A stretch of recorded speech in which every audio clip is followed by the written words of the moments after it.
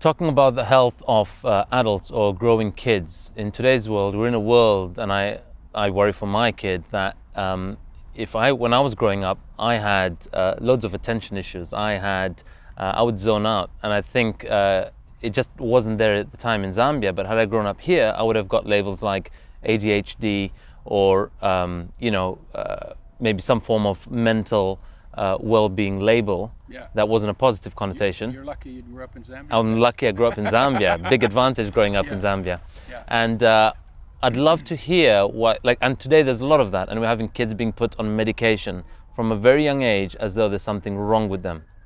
Right? And I know there's a lot of new research coming out, and there are a lot of nutritionists that are practicing increasing things like omega-3 intake to improve behavioral issues in schools, things like ADHD as well. Can you tell me a bit about that? Is there something around the essential oils, or any in particular that you have that you think contributes to children's health in school? Yeah, well, the brain is the fattest organ in the body. So when somebody calls you a fat head, that's a compliment. Right? Fattiest, most fat. Fat head, yeah. Because the dry weight, the brain is 60% fat. Awesome. It's like muscles are not any close to that. Got it. Right? So and that's because of the function of it. Yeah. The fats insulate, they also energy providers, and they also carry transmission. Got it. So the brain is 60% fat. Mm-hmm. Of that, a third is omega-3, and the other third is omega-6. Yeah. Actually, I think it's 15% omega-3, 15% omega-6. Yeah. So a lot of essential fatty acids in the brain. And when you don't get enough essential fatty acids, the brain, if the brain ain't made right, don't expect it to work right. Yeah. Right? So, and then you can get attention deficit. Yeah. And your IQ will go down. Yeah. It's been shown that good oils can bring IQ up 3 to 9 points. And I think there are socialization circuits in the brain that don't work well if you don't get enough omega-3s. Yeah. And we've seen that in practice. But before we just continue with that, there's a label of ADHD. And I said you were lucky you were in Zambia because it's such a big label. First of all, you don't get ADHD from drug insufficiency. Yeah. So the drug is not a cure for the problem, if it's a problem. But the other thing is kids are active. Yeah. And they're looking at everything all the time, and oh, what's that? And it moves, and they're supposed to be like that. Yeah. Then you sit them on a bench and you get somebody really boring in front of them on a topic that they'll never need any use for their life. Mm-hmm. It's deadly boring. Yeah. And they're looking out the window. And they say, kid's got ADHD. No. Most of ADHD is boredom. And I asked kids sometimes, it's like, what do you love doing? Oh, I love playing computer games. Do you have any problem paying attention when you're playing computer games? Nope. Oh, but he has problem at paying attention in class, and they think he's really seriously ADHD. He's not seriously ADHD at all. He's really intelligent and he's totally bored. Yeah. Right? Yeah. So you've got to make a distinction. But there is ADHD that has a basis in nutrition. Got it. And that will be fixed with nutrition. And I've had people, like a lady called me and said, I'm worried about my daughter. She can't sit still for more than 5 minutes. Yeah. She used to get good marks. She's not doing her homework. I said, how old is she? 14. How much does she weigh? 130 pounds. I said, why don't you try giving her 3 tablespoons, smaller tablespoons, maybe 2 tablespoons of Udo's oil, mixed in food, spread out over the course of the day. Mm-hmm. And that's a tablespoon per 50 pounds of body weight per day. Yeah. Mixed in food, spread out over the course of the day, and see what happens. Yeah. So a couple of months later, she calls me and she's crying on the phone. So they go, oh, what's wrong? No, I'm so happy. She can concentrate for 45 minutes. She's getting her schoolwork done and she's getting A's again. Wow. Just from making sure that the brain has the good oils that it needs in order to do its work. Wow. And again, it's if the brain is not just made out of oils too, it's like all the minerals and all the vitamins. So if you're deficient in anything, that's going to affect your brain.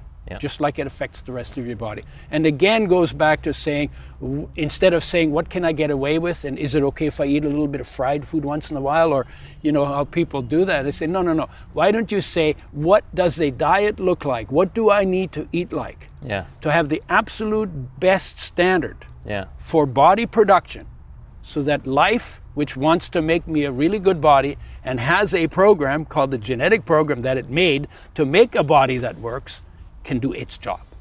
Amazing. And so it can do its job optimally. It's always about raising standards. It's Got it. always. And lowest common denominator is, is really bad. It's like in the gutter somewhere, Yeah. right?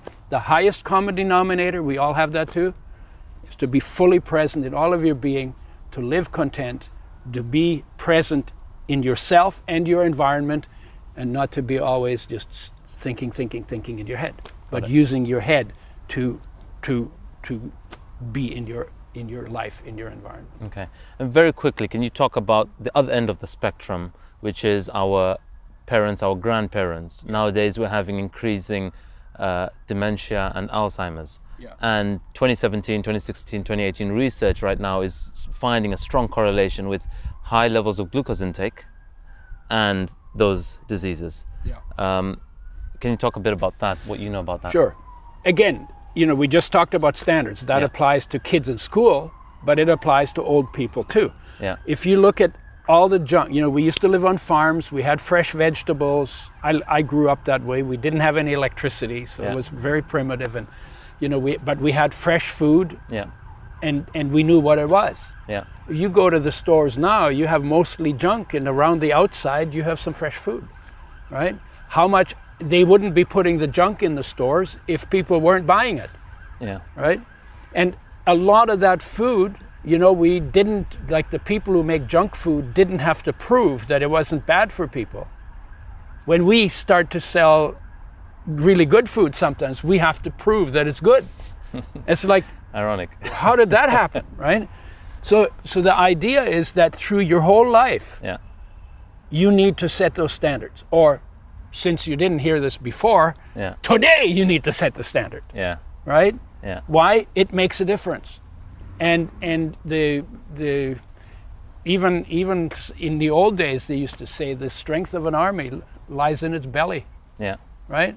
And so they made sure that they had food, like they gave them very simple food, but it was whole food. Yeah. So they could march and fight and do whatever they did and put up with the elements, whatever they did. Standards are there. Yeah. And the standards were set not by the government and not by the pharmaceutical companies and not by the legal associations and not by the educational associations. The standards were set by life for us in nature. Yeah. Everything that we eat and everything that any other creature eats in nature, fresh, whole, raw, organic. For human beings, when we only had rocks to hunt with, it was mostly plant-based. Yeah. Why plant-based? Because plants don't run away, they don't fight, Yeah. and they're easy to hunt down and kill. Yeah. And the men went hunting with rocks. They came home empty-handed most of the time, so they ate vegetables. Yeah. Vegetables are everywhere. Yeah. And vegetables make antibacterial, antiviral, fungal, antioxidant, anti-inflammatory. I mean, the list goes on and on and on. They have all the tastes are in plants. Yeah.